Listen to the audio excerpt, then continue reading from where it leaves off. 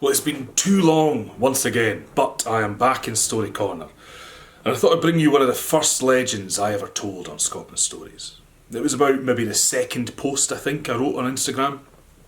It was one that kind of inspired me to begin this whole adventure. So, this is the Kelpie of Loch Garve. Scotland has an awful lot of water. There's something like 30,000 lochs of varying shapes and sizes and about 10,000 kilometres of coastline. So it's no surprise we have an awful lot of water-based folk creatures. And of all these legendary beasts, none are as dangerous as the Kelpie. Appearing as a majestic horse, they usually beckon unsuspecting travellers onto their back, but once they're there, the rider's stuck fast. Unable to free themselves, the Kelpie then gallops into the depths of a loch or a river, drowning their victim and devouring them in their lair.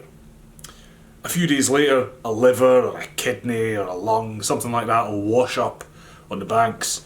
That's all that's left. So stories like that are pretty common. So you'd think that would make people living in the Scottish Highlands just a wee bit wary. But sometimes greed is too strong an emotion. So one builder, living near a river called the Blackwater up in the north of Scotland, he opened his door one day to find a beautiful black horse grazing near his cottage. No saddle, no owner to be seen. Well, he forgot the stories of the Kelpie. He thought this is his lucky day. He even knelt down. It was like it just wanted him to take it for a spin.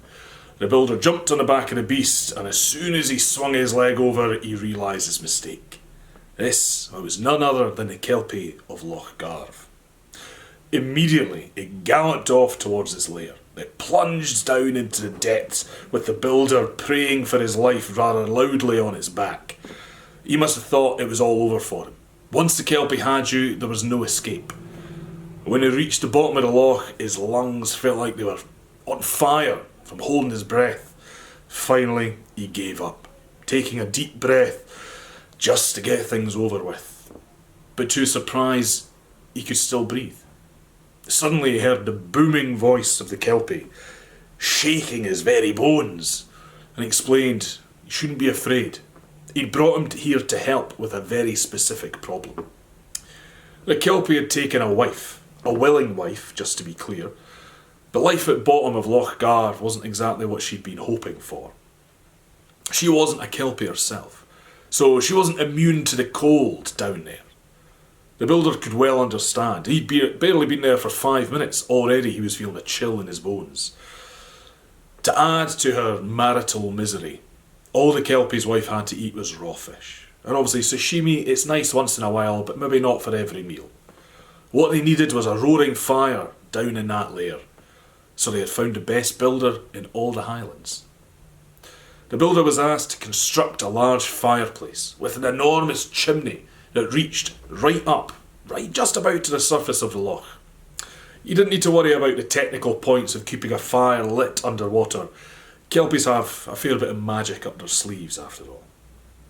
I mean, being trapped underwater with a terrifying Kelpie, the builder could hardly refuse the request.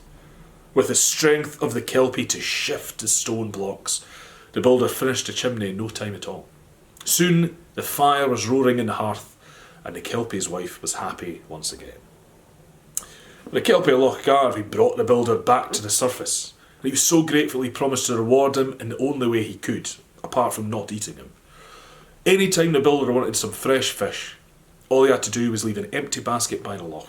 Come back in the morning, it'll be full to the brim. And he said that the Kelpie keeps the fire going to this very day. Even at the coldest of times, when the surrounding area is covered in thick ice and snow, there is one spot out on Loch Garve it never freezes over. That's directly above the Kelpie's chimney. Slash it.